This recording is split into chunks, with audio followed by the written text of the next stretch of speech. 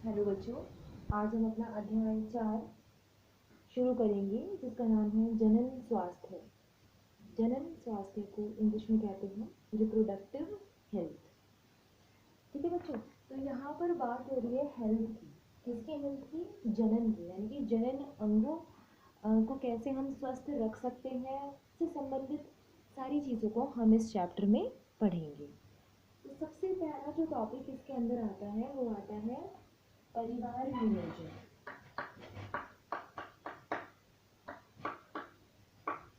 परिवार नियोजन जिसे कहते हैं फैमिली प्लानिंग।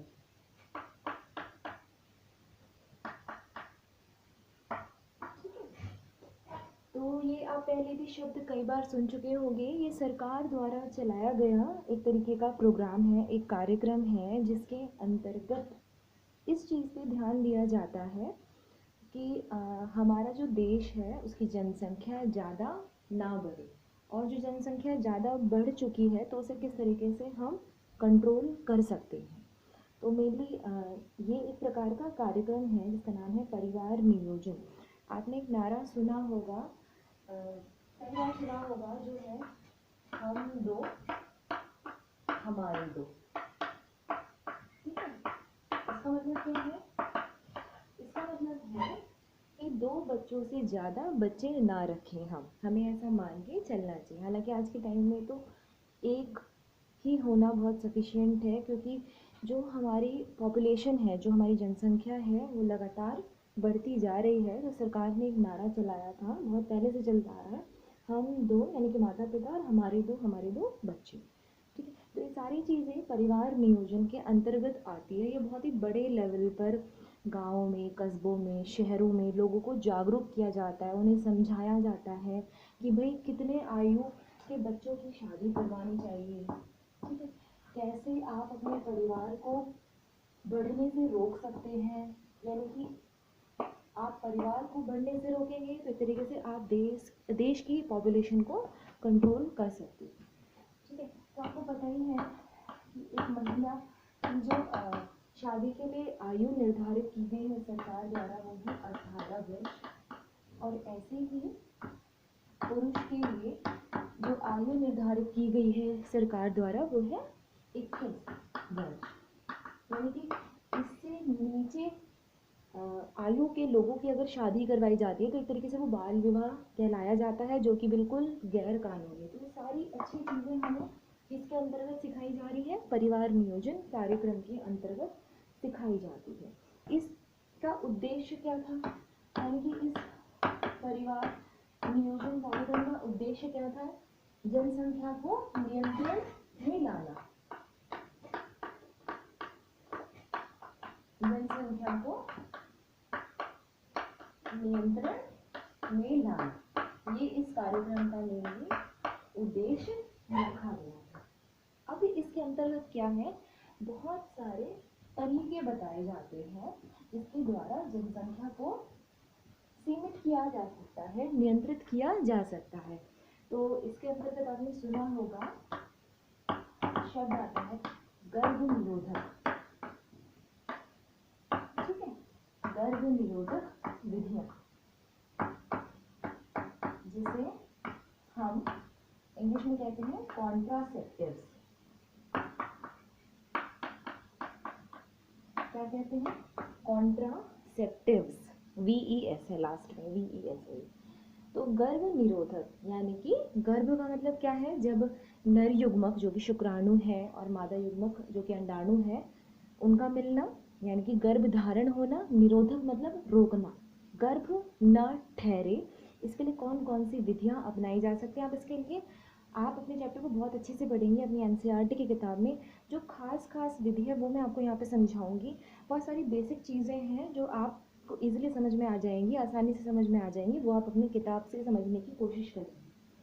ठीक है, तो यहाँ पे निरोधक का मतलब आपको समझ में आ गया, रोकना, गर्भ धारण ना हो महिला में, इसकी क्या क्या विधियाँ होती हैं। तो सबसे पहला जो है इम्पोर्टेंट वो है IUD।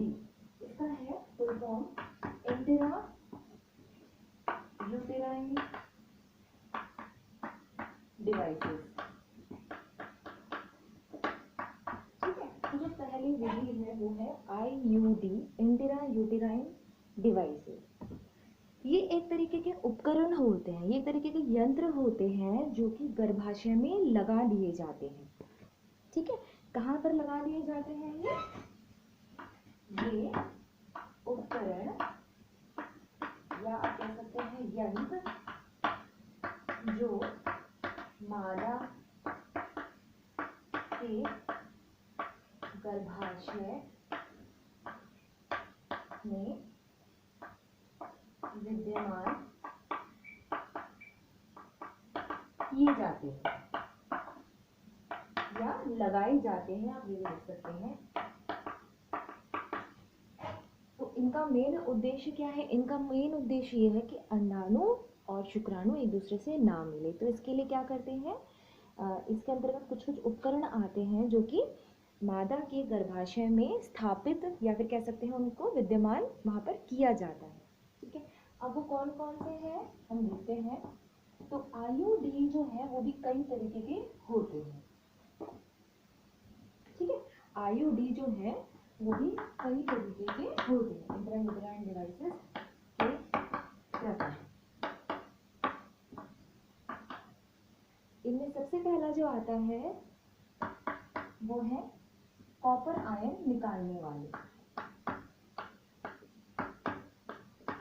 कॉपर आयन निकालने वाले IUD। ठीक है, अब जिनका एक और नाम है, यानी कि या तो इन्हें कॉपर आयन निकालने वाले IUD कहते हैं या फिर इन्हें तांबा मोचक भी कहा जाता है। क्या कहा जाता है इन्हें? तांबा मोचक भी कहा जाता है। तो उदाहरण कौन कौन से हो गए हैं, या फिर किताब में दिए हुए हैं, वहां से भी आप आसानी से पढ़ सकते हैं। सबसे पहला उदाहरण जो कॉमनली बहुत फेमस है जिसे कहते हैं कॉपर टी। अगला है कॉपर 7 एवं मल्टी लोड 375। ठीक है, तो IUD जो है वो भी कई प्रकार के होते हैं। उनमें सबसे पहला जो प्रकार है वो कैसे है, वो ऐसे IUD है जो कॉपर आयन अपने में से निकालते हैं। यानी कि कैसे आप इन्हें समझो, ये एक उपकरण है, इसे कहाँ पर फिट कर दिया गया, इसे फिट कर दिया गया मादा के गर्भाशय में। अब जब मादा के गर्भाशय में शुक्राणु गए तो क्या हुआ, शुक्राणु वहाँ पे पहुंचे, तो ये जो उपकरण है ये निरंतर अपने में से क्या चीज़ बाहर निकाल रहा है, कॉपर आयन। तो कॉपर आयन उन शुक्राणुओं को क्या कर देते हैं, निष्क्रिय कर देते हैं। क्या कर देते हैं, निष्क्रिय। निष्क्रिय का मतलब वो अपना काम ठीक से अब नहीं कर पाएंगे, यानी कि उन्हें असफल बना दिया। अब वो जाकर किससे नहीं मिल पाएंगे, वो अंडाणु से नहीं मिल पाएंगे। ठीक है, तो यही इनका मेन उद्देश्य है IUD का। ठीक है, इंट्रा यूटेराइन, यूटेराइन मतलब आपका होता है गर्भाशय, यूट्रस। इंट्रा मतलब अंदर, भीतर की ओर, डिवाइसेस यानी उपकरण, इन्हें फिट कर देते हैं जिससे ये आगे चलकर शुक्राणु और अंडाणु जो है उन्हें मिलने से रोक सके। तो ये तो हो गया इसका पहला प्रकार। दूसरा जो प्रकार होता है वो है हार्मोन्स का।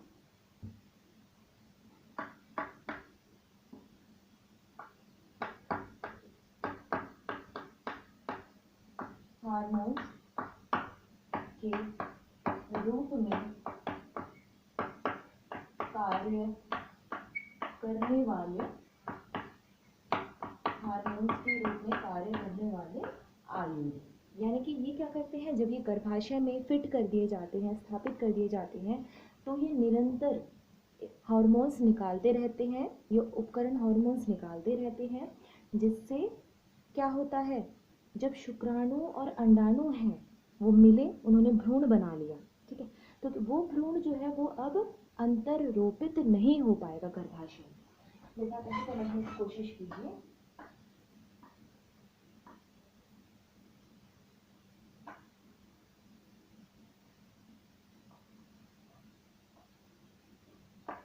ठीक है, ये योनि है, आपको पता है ये वाला जो हिस्सा है ये गर्भाशय है। तो क्या हुआ, मान लो कि यहाँ पर हमने वो डिवाइस एक फिट कर दिया किसी तरीके से शुक्राणु और अंडाणु मिल भी गए। अब ये जो हार्मोन निकालने वाला आईयूडी है, ये क्या करेगा, ये जो भ्रूण बन गया, अब इसे यहाँ पर गर्भाशय की दीवार में चिपकने से रोकेगा।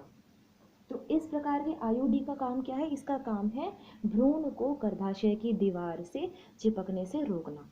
अब जब भ्रूण गर्भाशय की दीवार से चिपकेगा ही नहीं तो क्या होगा, वो अब धीरे धीरे उसकी बढ़ोतरी नहीं होगी और वो एक शिशु का रूप भी नहीं ले पाएगा। ठीक है, इसका उदाहरण आप लिखेंगे LNG20 और प्रोजेस्टेरोन। ये इसके कुछ उदाहरण हैं। ठीक है, तो ये आईयूडी की कुछ प्रकार हो गए। आईयूडी पहली विधि हो गई किसके अंतर्गत, गर्भ निरोधक की पहली विधि के अंतर्गत आईयूडी के बारे में आपने पढ़ा। अगली चीज हम देखेंगे शल्य चिकित्सा से संबंधित गर्भ निरोधक कैसे होता है। शल्य क्रियात्मक विधियां, शल्य क्रियात्मक विधियां। शल्य का मतलब क्या होता है, शल्य चिकित्सा का मतलब होता है एक तरीके से ऑपरेशन करना। ऑपरेशन के द्वारा शरीर में कुछ बदलाव किए जाते हैं। ठीक है, तो इसका मीनिंग क्या हो गया यहाँ पर, ऑपरेशन के द्वारा शरीर में कुछ बदलाव करना,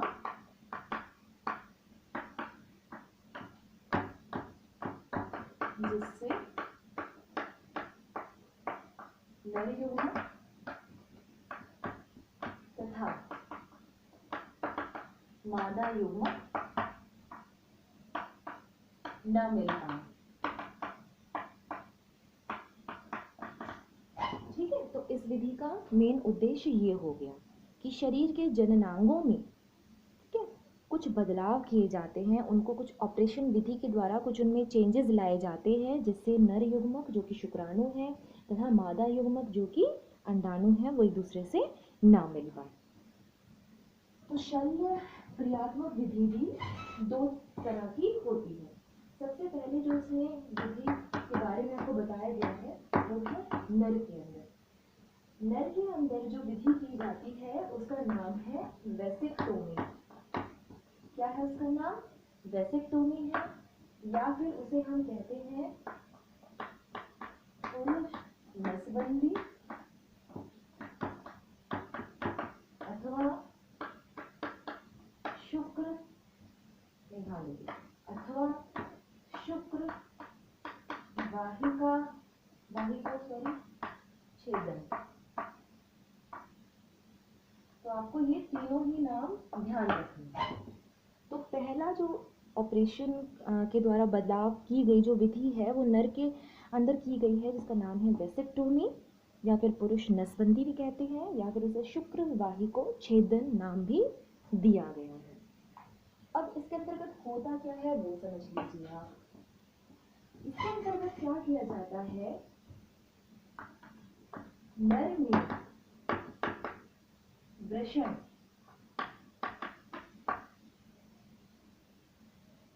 द्वारा बनाए गए शुक्राणु शुक्र वाहिका द्वारा ले जाए जाते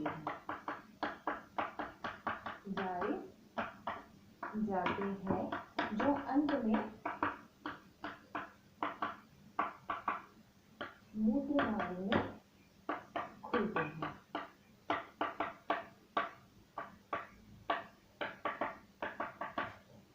आपको पता ही है ये बात, या पहले के चैप्टर में क्लियर कर चुके हैं कि वृषण के अंदर ही शुक्राणुओं का निर्माण होता है। तो शुक्र वाहिका जो है, जो पाइप है, वो क्या कर रही है, अब जो शुक्राणु बन गए हैं उनको ले जाती है कहाँ तक, मूत्रमार्ग तक, और फिर वो वहां से मादा के भीतर प्रवेश करते हैं। ठीक है, तो ये जो शुक्र वाहिका है इसका एक तरीके से ऑपरेशन किया जाता है, इसमें कुछ बदलाव किया जाता है। क्या किया जाता है, आप नोट करते चलेंगे। शुक्र वाहिका को काट कर बांध देते हैं,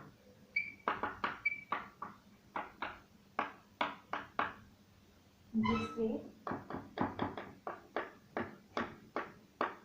शुक्राणु आगे नहीं बढ़ पाते तथा अंत में अंडाणु से भी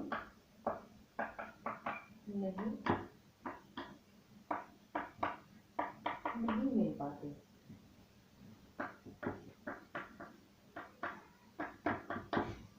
समझ में आ गई आपको बात। तो क्या हुआ, इस ट्यूबेक्टोमी में इसमें शुक्र वाहिका को काट कर बांध देते हैं, जिससे शुक्राणु आगे नहीं बढ़ पाते। यानी कि अब शुक्र वाहिका जो है, जो पाइप है वो ही कट गई, तो जो शुक्राणु है वो कहाँ पर रहेंगे, वो वृषण में ही इकट्ठा रहते हैं। ठीक है, और कुछ समय बाद अपने आप ही निष्क्रिय होकर मर जाते हैं। तो क्या हुआ, लास्ट में वो अंडाणु से मिल ही नहीं पाए। जब अंडाणु से नहीं मिल पाए तो भ्रूण नहीं बना, तो कह सकते हैं महिला में गर्भ धारण नहीं हुआ। ठीक है, तो ये तो हो गई पुरुष नर की बात। अब मादा में भी कुछ बदलाव किए जाता है अंगों में, तो उसको नाम देते हैं ट्यूबेक्टोमी। क्या नाम देते हैं उसे, ट्यूबेक्टोमी, या फिर उसे कहते हैं मादा नसबंदी। ठीक है, तो आपको ये दोनों नाम भी ध्यान रखना। अब देखते हैं इस ट्यूबेक्टोमी में क्या होता है। इस ट्यूबेक्टोमी में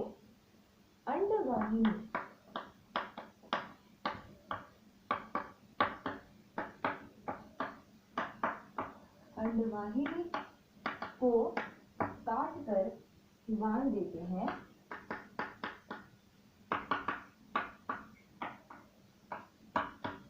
जिससे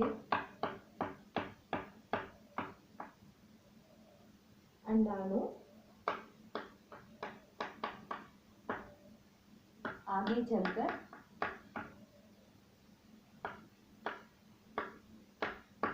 शुक्राणु से नहीं मिल पाते।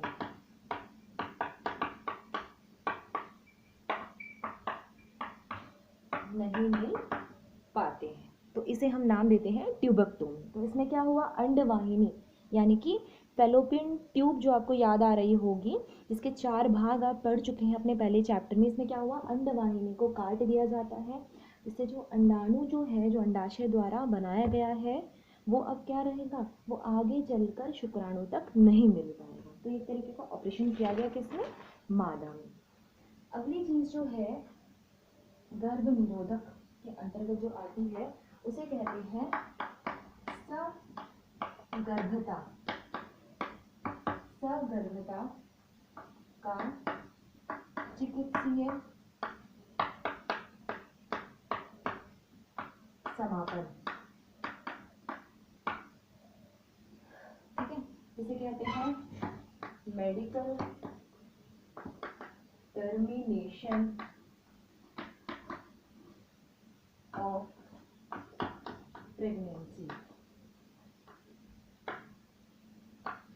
शॉर्टकट में कहते हैं MTP, और इसको हम नॉर्मल भाषा में जानते हैं अबॉर्शन या फिर गर्भपात के नाम से। तो ये आपकी गर्भ निरोधक की तीसरी विधि है, जिसका शुद्ध जीव विज्ञान में नाम है सगर्भता का चिकित्सीय समापन, जिसे कहते हैं medical termination of pregnancy. Shortcut में कहते हैं MTP। इसे हम अपनी नॉर्मल भाषा में जानते हैं गर्भपात के नाम से या फिर अबॉर्शन के नाम से। तो इसके अंतर्गत आपको एक चीज़ ध्यान रखनी है, ये जो गर्भपात है महिलाओं में, ये कब तक सुरक्षित है, यानी कि कुछ महीने होते हैं जिसके भीतर ही ये करवाना बेहतर होता है, और वो सुरक्षित टाइम क्या है, 3 महीने। कह सकते हैं 12 हफ्ते। ठीक है, 12 हफ्ते। इसके अंतर्गत अगर डॉक्टर की देखरेख में ये करवाया जाए तो इससे महिला की जान को कोई खतरा नहीं रहता है। ठीक है, वो आसानी से अपना जीवन यापन कर सकती है। तो ये कुछ चीज़ें आपको ध्यान रखना है। इसमें एक चीज़ और आपको बता दूं कि डॉक्टर इसमें क्या करते हैं, इसमें वैक्यूम के द्वारा जो भ्रूण बना हुआ है महिला के गर्भ में उसको खींच लिया जाता है, उसको बाहर निकाल लिया जाता है। और ये कब करवाया जाता है, जब जो कपल हैं, जो पेरेंट हैं, वो नहीं चाहते कि उन्हें और संतान चाहिए। ठीक है, तो उस कंडीशन में वो डॉक्टर के पास जाते हैं, एक तरीके का वो अबॉर्शन प्रक्रिया करवाते हैं। और वो 3 महीने के अंतराल में ही अगर करवाया जाए तो वो सुरक्षित माना जाता है। ठीक है, अपने नेक्स्ट वीडियो में हम पढ़ेंगे आगे की चीज़ों के बारे में। वो टॉपिक हमारा होगा बंध्यता, इनफर्टिलिटी। ठीक है, आज के इस वीडियो के लिए सिर्फ इतना ही। इसमें सारी चीज़ें जो मैंने आपको बताई हैं वो आपको ध्यान रखना है। साथ में और भी बहुत सारी विधियाँ हैं जो आपको अपनी किताबों से अच्छे से समझ में आ जाएगा। तो अपनी किताब को बहुत अच्छे से बारीकी से पढ़िए। इस वीडियो में सिर्फ इतना ही। धन्यवाद।